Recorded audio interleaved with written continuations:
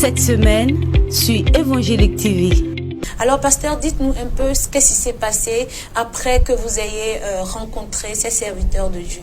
En vérité, comme je le disais déjà la fois dernière, j'étais le bonhomme qui n'aimait pas tellement entendre affaire de pasteur, affaire d'église évangélique, affaire de ceci. Mais j'étais arrivé au bout.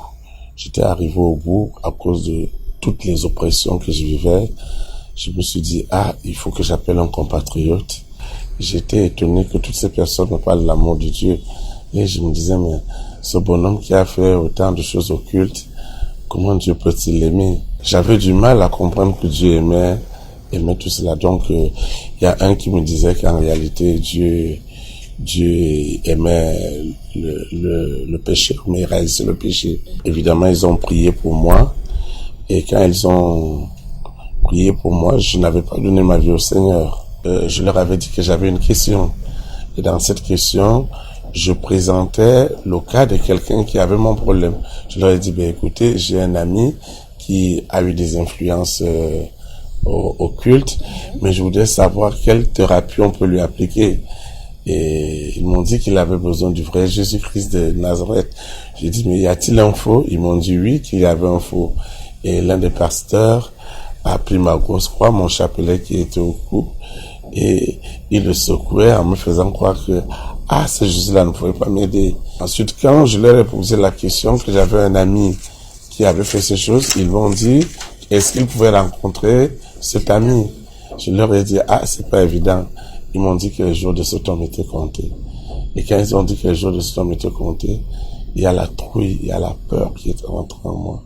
Je sentais ce besoin d'être délivré, ce besoin d'être sauvé, dont je n'avais jamais senti par le passé.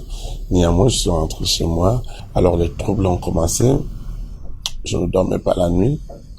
Parfois, il m'arrivait de faire tout au lit, d'uriner au lit, comme un patron qui est à la tête d'une grosse boîte, qui a plus de 500 blancs sur lui. Et moi, je ne voyais pas affaire de soins, c'était pas affaire d'hôpital. J'avais fait des alliances et je croyais que ça se retournait contre vous. Ça se retournait. J'ai donc décidé de me suicider. Wow.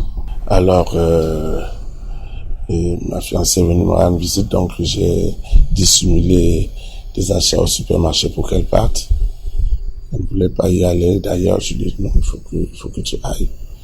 Quand elle est partie, je me suis dit que je ne peux pas quand même prendre des comprimés sans prier. Vous vouliez prier avant de vous suicider? Avant de me suicider. Wow.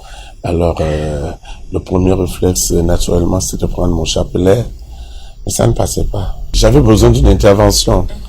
En fait, la mort était pour moi une solution, une alternative. C'était comme un échappatoire. Comme un échappatoire. Donc, sans connaître les écritures que je vais découvrir plus tard. Cette semaine, sur Évangélique TV.